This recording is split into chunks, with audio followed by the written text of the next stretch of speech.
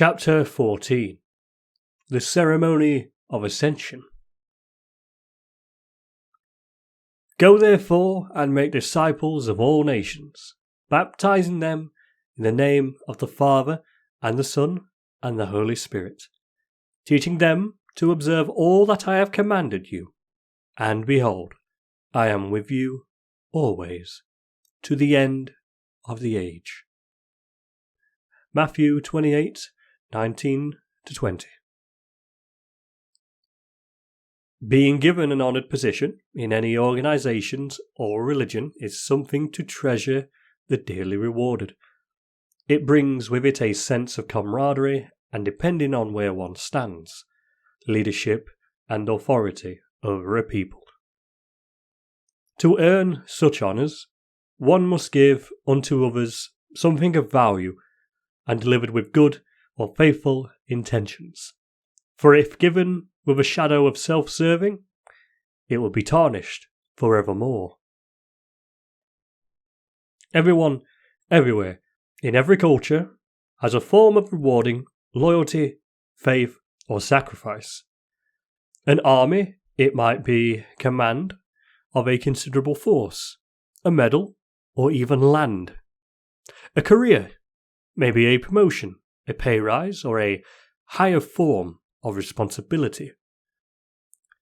For the faithful, at least, one of the greatly sought-after rewards that all militants aspire is to become that of an apostle, the elite and most devout of the faithful military. So, why so coveted? In much like a baptism, it is a closer connection to their god-emperor Melitian, to his illuminator Eidolon, and the idea of glorious devotion and faith to continue the righteous path of galactic rule under the worship of his mighty. And today is a blessed day for one. Balthasaur, the Gerahene lord who lost two of his comrades, and almost himself after taking on the fallen King Tiberius. He had lost so much of himself that he had surrendered himself to the ever-encroaching death he thought was soon to arrive. Sometimes during his time in the infirmary, he thought in the corner of his eye was the spectre, the assassin, taking its sweet time to claim him.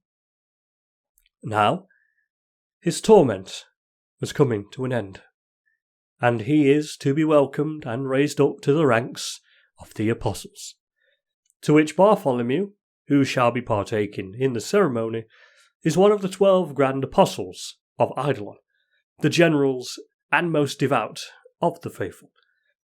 They are due to welcome him into the brotherhood. No other living being in this galaxy today will be given this offering, this blessing, for only Balthasaur shall bear it today, and until deemed worthy for the next, no other man shall.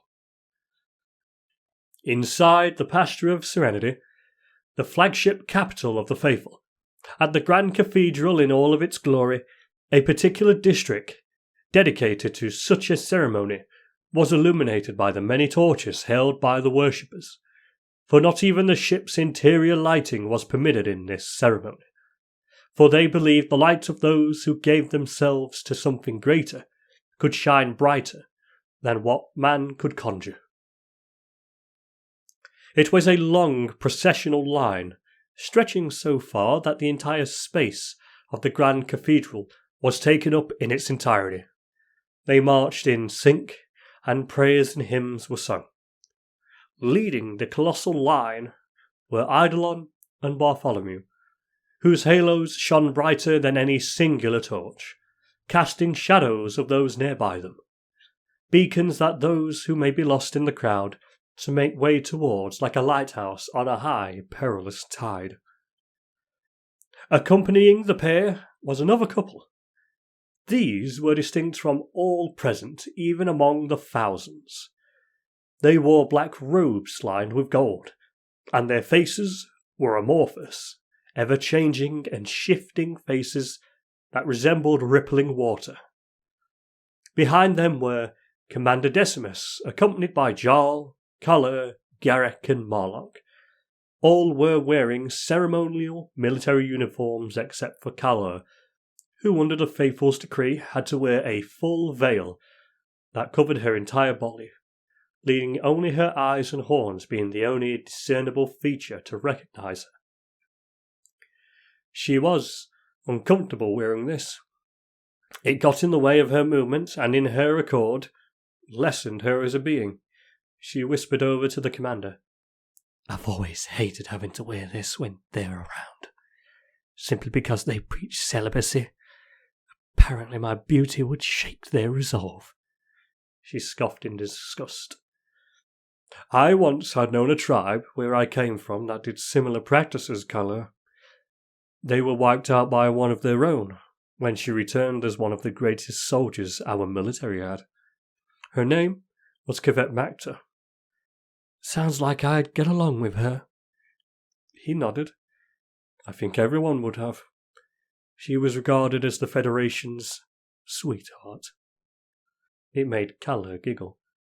Luckily her veil concealed it. A fiery one at that.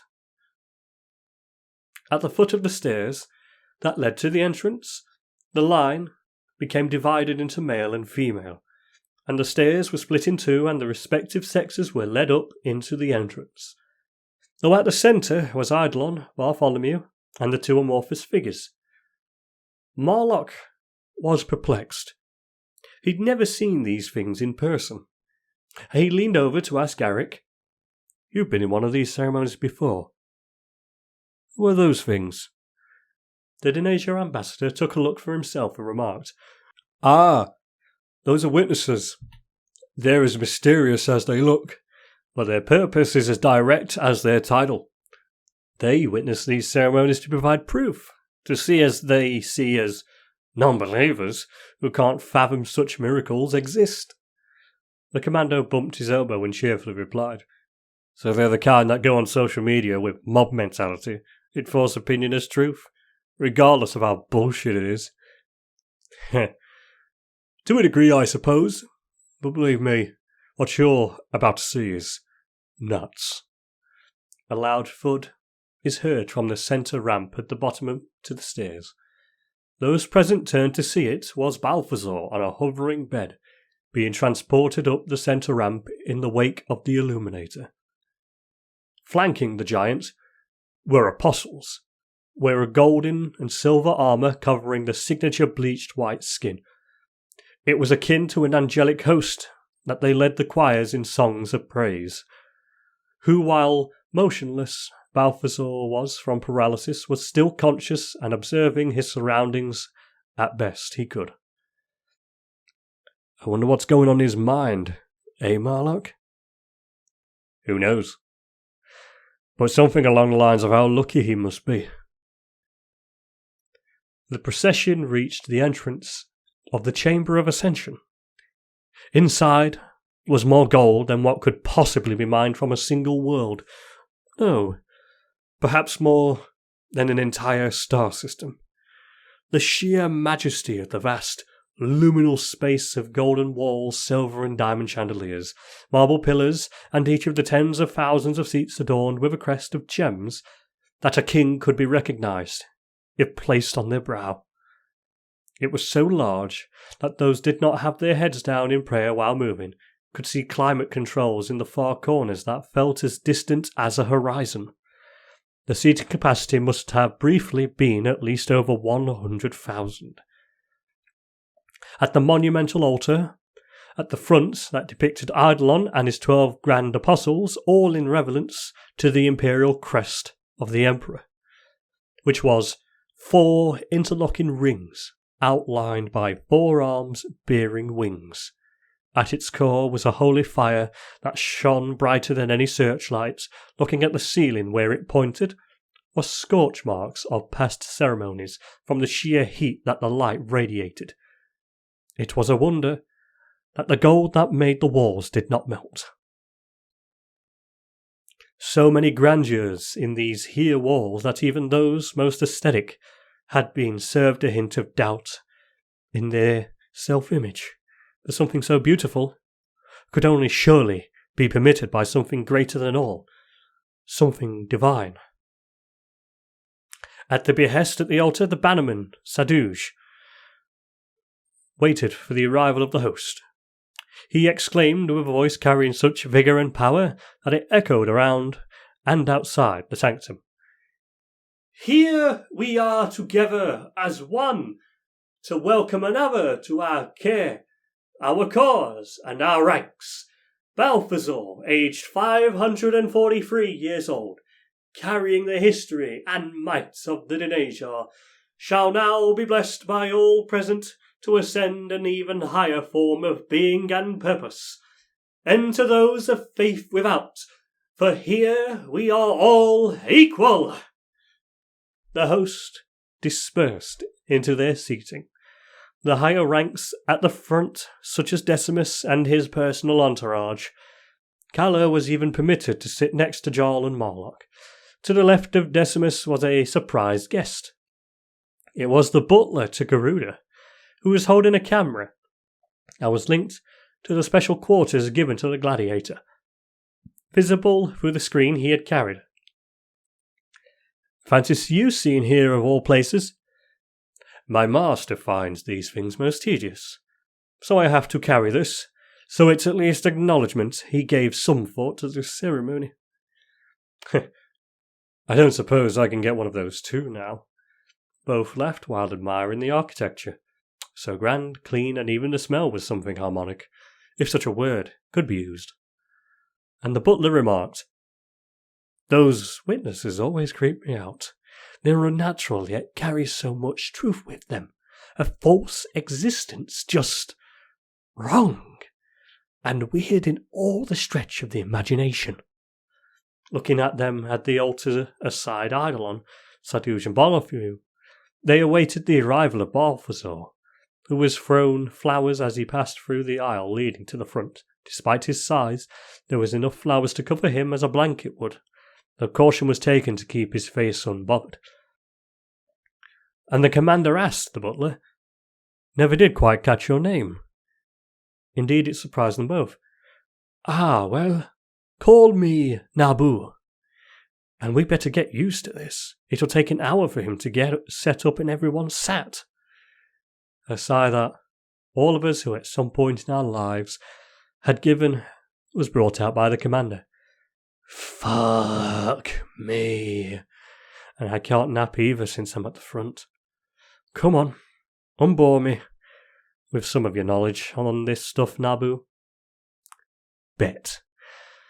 This is a rare occasion amongst rare occasions.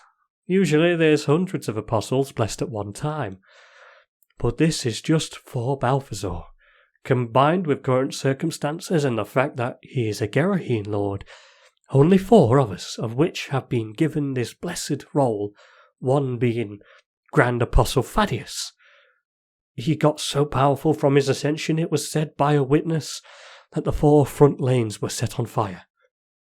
Both looked at each other and realised they were part of those 4 front lanes. "Shit!" Nabu did point to the floor, however. There were force field generators installed on the floorboards, so it seems that the witness that informed him was not lying. And hopefully they both had in the back of their minds. They engaged in conversation the entire time it had taken Balthasaur to be delivered to the altar. Eidolon had taken to the front of the altar and spread out his arms, and it silenced all that the only thing could be heard was the combined heartbeats of all present. Those who heard this for the first time were dumbfounded. Eidolon gestured to his own heart. "Inside all of us, the ancient beats, from which love, devotion, and wisdom is born. But alas, also can hate, fury, and grief, all tenets that we take as a whole. For without one side, the other has no value to compare to, and so we stand on one side, carrying the love and faith we hold to our own, and the malice of those that oppose our divine emperor, blessed above all." The title was echoed by those present. We are all gathered here to share some of our love, devotion, and wisdom to a brother who has seen the full force of hate, fury, and grief. Balthasaur, who had been struck low by Tiberius, the hateful exile. He has suffered and learned, and so now we reward him with greatness, the apostle status. Bartholomew took to the podium and bellowed to all. No need for a speaker system for him. And so with our witness gathered behind me, and the light of the illuminator, Balthasaur shall be guided to the enlightened path of the faithful, as one of its greatest champions. For many decades ago, I too was laid low, brought to the abyss of sorrow, but was raised by Eidolon. So it has with me, so shall be for Balthasaur, will ascend to even greater heights in the years to follow. And perhaps one day shall I be present here once more to welcome him as a brother to the grand apostles. And the crowd cheered thunderously. I appreciate your praise, brothers, but today is not for me or our holiness, but it's for Balthasaur. Let us join together in a song for his rise. All the faithful clasped their hands together, and Sadhuj began to play on an organ, and Eidolon held out his armour-plated copy. No, not a copy. The original Book of the Faithful. And so they sang with sanguine joy and devotion that the ship rattled from their voices. Blessed be my Lord. Blessed be my Father. Blessed be my brothers and sisters. Blessed even my thrall. Bring us to the glory of your hold, to the glory of your care. Of your love we may fall to our darkness, to learn of our light. Let it shine bright, shine away our pain, our doubts, our hate, and deliver us unto eternal gratitude and paradise. For all that hold him high may never die. As the singers sat down, those of the loyalist sector could only applaud. Even the most cynical could appreciate the sheer majesty held by even the lowest of the hierarchy. Perhaps there is some meaning to having such close bonding, even if the morals are on the extremes. And it came to the thought of Marlock what paths and choices were made for those to be where they were now. His brought him to being a Black Ops commando. What path would have led him to be like those others? And Eidolon took to the podium accompanied by Sadhuj and the witnesses. He spoke with the authority of something above mortal minds. Even our emperor, blessed above all, was once weak, as we were all born weak from our mothers, fragile, unable to care for ourselves. But with the wisdom of old and new we grew to something great by our own hands, for those are the miracles that are spoken of. We preach because we speak the truth, and none shall protest that, with the witnesses at my side. Even I was frail. The illuminator pressed a button that lowered a painting twice his height that depicted him as a young boy. He was shriveled and emaciated, that his ribs were visible through his tortured skin, and his eyes were devoid of all light, and his lips cracked from the lack of water, being raised to his feet by the hosts of the Emperor. So low do we have the capacity to go, but so too do we have the capacity to rise so high, as we shall see today, along with our brother Balthasaur. He steadily walked over to the altar, where Balthasaur was being laid to rest on. The illuminator walked up a short line of stairs to an elevated podium that overlooked the crowd, and even more so.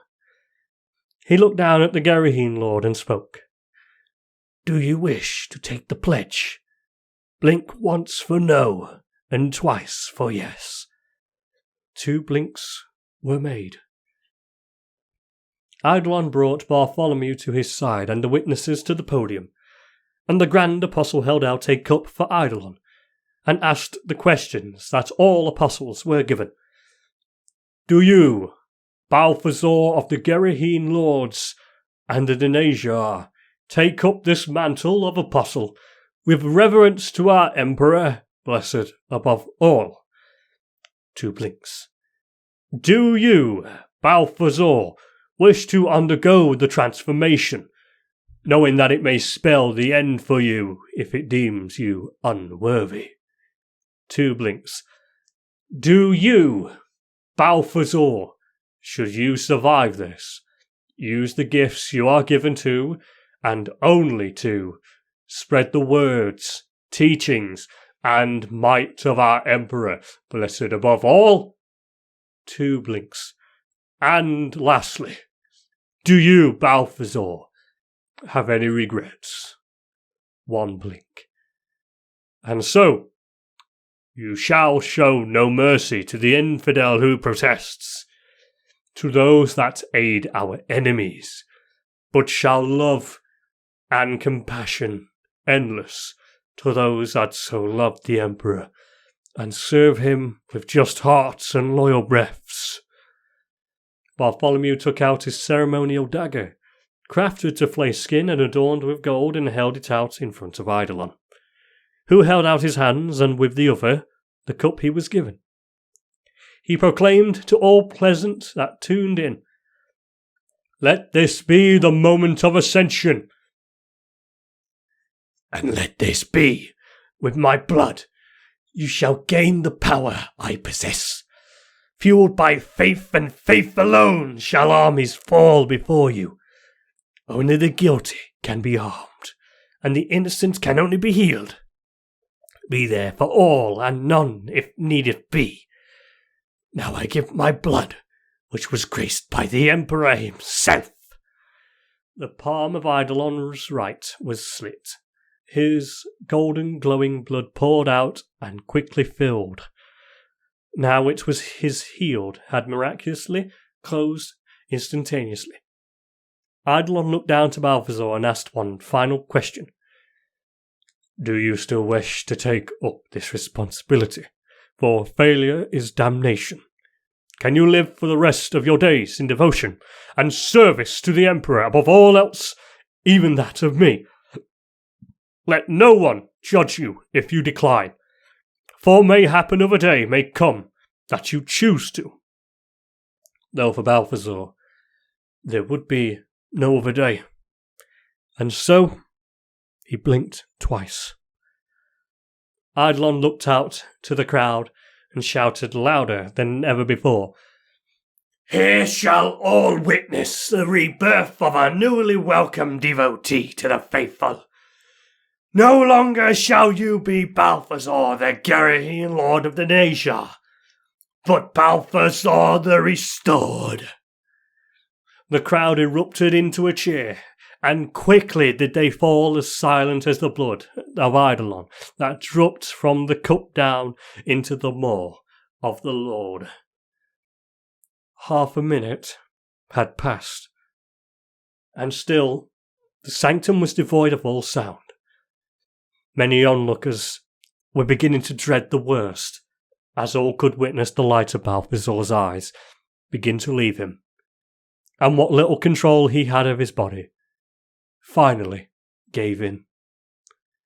His head became limp and tilted to one side, and his breathing could no longer be heard. Both faithful and loyalists alike were united under the sudden loss of a great warrior, who in his hundreds of years of fighting for the Empire had brought down kings and large amounts of enemies by himself. To go out like this was such a disservice to the thoughts of belief of everyone present. But Eidolon, he would not allow it.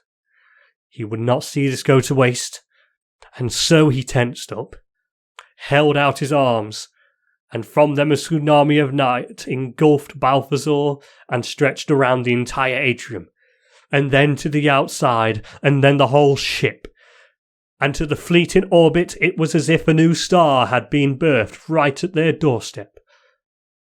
The Illuminator cried out to Balthasaur, "By my right and power I bid you rise!" Heralded by the cry of an infant, and that quickly transformed into a thunderous roar of a lion, Balthasaur's body shuddered and grew. All of his lost muscle began to come back to form, and his black skin began to bleach white. Inside the sanctum, everyone was experiencing a sense of awe so grand that they were all frozen in place like timeless statues. Gazing at the altar, under the light of Eidolon, Balthasaur's body began to move, and his eyes erupted a fire of golden light. And the armour burst off his body and fell to the crowd like shrapnel from a grenade, followed by a radiant fire that thankfully the force fields installed held at bay. Yet the warmth and the radiance, the pure, unrelenting feeling of joy that could only be attributed to divinity, was here for all to see, feel and taste and smell, as the giant Balthasaur rose from his slab and stood tall, naked, and covered modestly by ribbons of light, the magic of the faithful, the rays of the apostles. The faithful present cheered like never before heard by Decimus and the others. No other celebration was quite like this.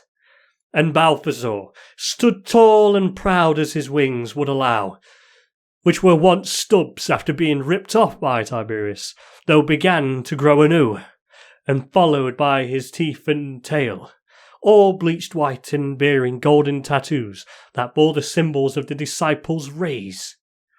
Eventually, like the dimming of a candle, Balthasaur's light began to be contained by his own prowess, and the aid of Bartholomew and Eidolon, whose arms were held out in prayer and reverence to the miracles at hand.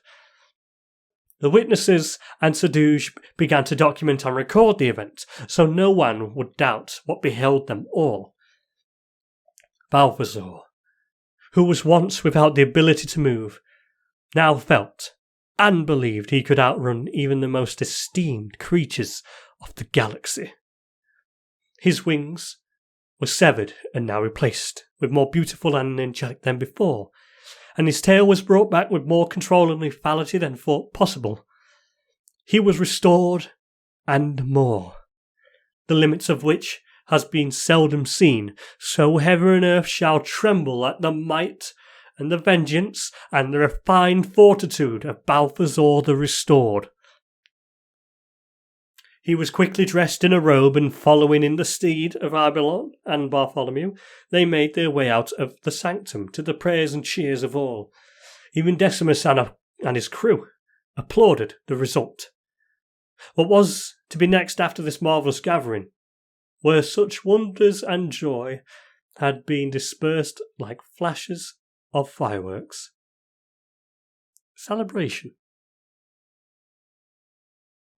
As custom, it was ordered following an event of this magnitude that a day of celebration for faithful and loyalist alike is held, and regardless of the current whereabouts or engagements.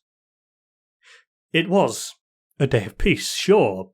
It had been used against the faithful when they pulled out of positions for that day, but they were sure to leave things behind that would make that a very bad decision on the enemy's part. You see, mushroom clouds, they tend to greet those that try to walk back into territories they left. Even for Eidolon himself, duty and worship were on pause. On one of the many halls in the pasture of serenity, the raves were on full steam. Lights of all colours danced equally as erratic as the people under them. Artificial fog concealed most of the partygoers entranced in the raw ecstasy of the night. The Illuminator was rarely without his halo behind him.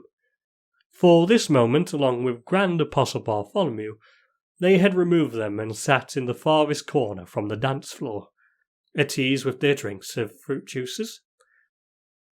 Bartholomew remained to stay in his armour, whilst Eidolon wore white robes laced with gold and amethyst trimmings. He knew full well a place like this was not suited to him. Perhaps spending so much time in prayer, war, negotiations at round tables, and the endless requests of blessings and paperworks had isolated his tastes for the lavish lifestyle. Following the teachings of the very book that he had written kept him as much a prisoner as it is a follower to those beliefs and approaches to discipline and living one's life. Luckily for him, those present knew to leave him and one of his 12 alone, and so they remarked on the days gone by and the future ahead. "I do say, Your Holiness, the loyalists do know when it's time to have fun." He didn't take his gaze off the dance floor. "Aye, needless to say, their activities tonight shall lead to some promiscuity at the very least," taking a gulp from his cup. "And to add, their overt consumption of alcohol will hinder their judgments tomorrow for sure." Bartholomew grunted. "Good for us, then. It'll make it all the more easier." They both exchanged a chuckle. "So many times you had me and my fellow compatriots take to the field. The power you gave me and the other apostles cannot be compared to. Though, my lord, how did it come to be that you would possess such a power?" Eidolon slowly shook his head. "I do not know myself. Perhaps best I don't. The miracles lose their nature if a truth or explanation is given to them. It's the mystery that gives them power. And their leverage in debates too." They clinked their glasses together and drank again. "Soon, Bartholomew, I'll face him. He's going to come at me with everything he's got. He doesn't know me yet, but he will, for the rest of the time I permit him to have." "Yes, my liege, though I do say, what of the gladiator? He won't take it well." "He can send a complaint if he wishes. I'll heed it as much as I heed my feces when I flush it down the toilet. Perhaps I'll use that letter to wipe." The Grand Apostle smiled. "You don't have any hesitation against him, I see. I expect nothing less." "It is necessary. Someone has to be calling him out, to not let him have the run of the place. His reputation is warranted, yes, but he should know his place. He's a glorified mercenary who gets Aisha and Celine to suck his cock from time to time to keep his services. Do I think I can beat him in a fight? I saw him when he fought the Emperor in a sparring match, and since he found the rest of his generals boring, and he made the Emperor exert himself, I have never sparred with him. I do not wish to lay a hand on our God. But by my faith and resolve, I don't care about his bravado or power. I will beat him into submission if I have to." The focus of Bartholomew shifted to the dance floor and stood up slightly from his rested position. "I hope you don't have to put that into practice, my liege." And that he didn't hear it. Eidolon shifted his eyes to notice the core of the growing commotion in the dance floor. It was Garuda. Of course, he'd be here of all places, thought the Illuminator. He was fine with the booming music, but now his ears were assaulted by the cheers and flirts of men and women alike, to the chiselled abs and muscles of the gladiator on full display. He simply wore a plaided kilt and thick leather boots, and the usual overtly expensive jewellery of a megalomaniac. It was also of note that Captain Marlock was there in the crowd, accompanied by Decimus, Nabu, and Calor. Eidolon's eyes were offended by the gyrating hips of Garuda, the twirling glow sticks in his hands, and the whistle he blew in rhythm to the music. The lights of the club shone brightly, the sweat on his chest glistening like moonlight on ice. He could see him near Calla, who shared a few sways of the hips, which followed her moving from him and showing her reddened wings, which, with a smile, he backed away from her but gestured to his chest. And then Eidolon saw Calla lay her hands on his pectorals and recoiled immediately with an expression of amazement and giddiness, turning to her comrades who were in a thunderous cheer for her being so lucky. Bartholomew, I do not discriminate your size, but is it possible that a Teesh can calculate the best way out of this place without that man-whore spotting us? The Grand Apostle spoke through an earpiece. What do you mean you're busy? He looked at the dance floor and saw a Teesh man draped in golden robes breakdancing next to Garuda. Both the Illuminator and his disciple both leaned back into the chairs, hoping they'd be consumed by them. Emperor, deliver us from this embarrassment. Amen, my liege. As though the Emperor had a twisted sense of humour, Garuda noticed the pair and strutted towards them, followed by at least 8 women of different races. He twisted his body around and gestured them to leave, and made the shape of a phone with his pinky and thumb to them before resuming his approach. Professional voice as it is then, Barth. Both sighed and cringed at what was to come. Like an unwanted smell, Garuda approached and leaned in the table they were sat at. What's up, fuckers? With biceps like you, Mr. Ida got-along schlonk, you'd be giving me competition on the game. Emperor gives me mercy not to. Garuda giggled and jerked at the remembering that Bartholomew was next to him. Damn, boy, forgot you existed. Listen, before we get down to business... Business? Yes, business. I have a question to ask you, since I know philosophy is your major. The man chugged his bottle of beer, unlike what a sane person would have. This bottle was as tall as his arm was in length, yet in seconds it went from half to empty. He then hurled it to the other side of the dance floor and landed perfectly in the recycling bin.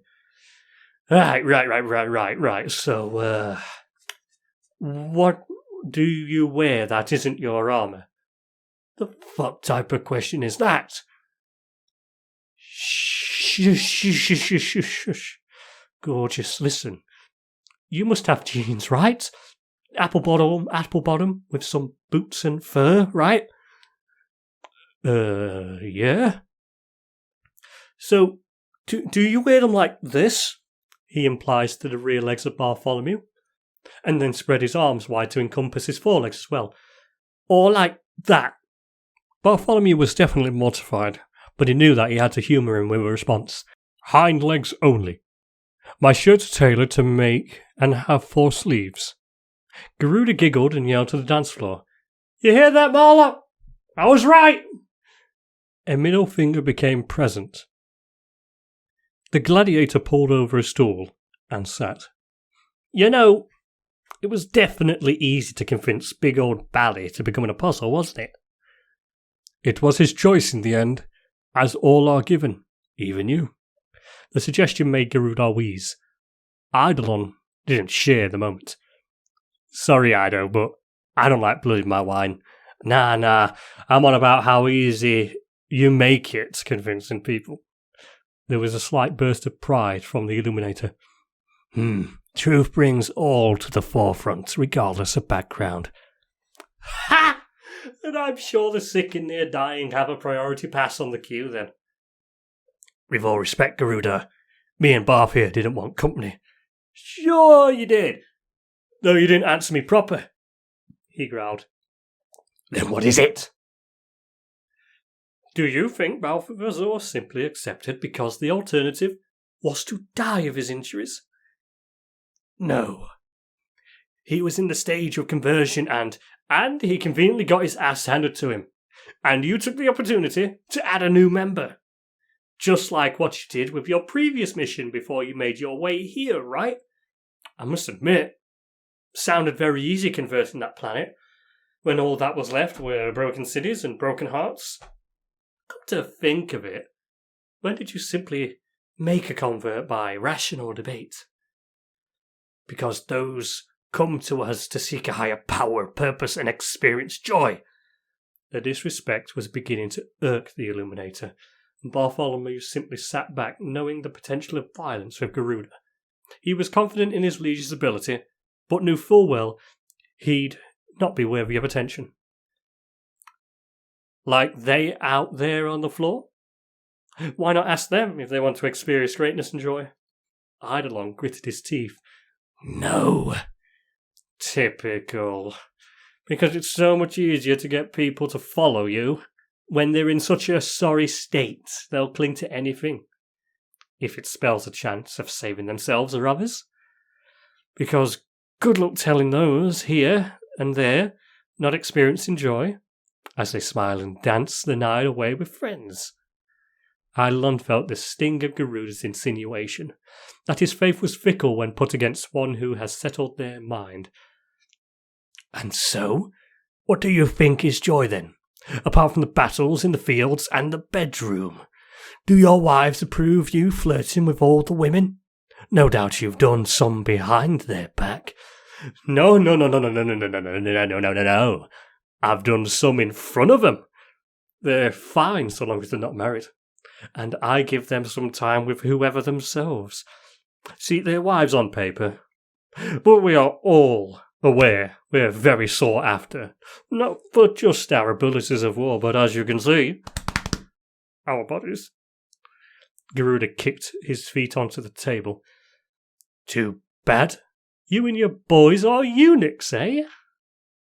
He grabbed the cup of Eidolon and drank the rest of it, while glaring right at him, and then slammed it on the table. Tiberius is mine, you understand. I'll do your dirty work for you, since you have far too much experience fighting those whose resolve is shattered. You faithful lot ought to fight some real wars. That was the breaking point, and Eidolon threw the table. The moment Garuda rolled backwards, and the entire club froze in place as they bore witness to the pair staring each other down. And the tension was palpable in the air and the floor.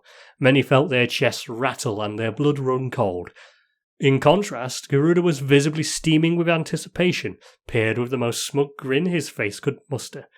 He so wanted Eidolon to swing. But to his despair, he relented and marched past him with Bartholomew, before turning around to give a very stern warning. Next time you run your mouth like that, you won't have a jaw to pleasure your wives with. To which Garuda replied in kind, and I'll make sure you have no key to your chastity belt, so those choir boys can sleep peacefully for once. Like a ballistic missile, Eidolon rushed to Garuda, and Bartholomew dashed between the two and in a flash of light teleported Eidolon and himself back to his cabin. The Illuminator paced around his room and in anger flipped his sofa. Upon seeing the damage he just caused, he relented and simmered down, and his rageful expression was replaced with a sinister smile, and then maniacal laughter. He lit out an order to Bartholomew. Get Balthasaur? Tell him I offer him a chance at getting payback. The Grand Apostle left the room, leaving Eidolon to utter himself the words Garuda spoke. Fighting those whose resolve is shattered, eh? Thanks for the idea, you red-haired miscreant. And with that, the end of chapter 14. Tune in very soon for chapter 15. There will be bloodshed.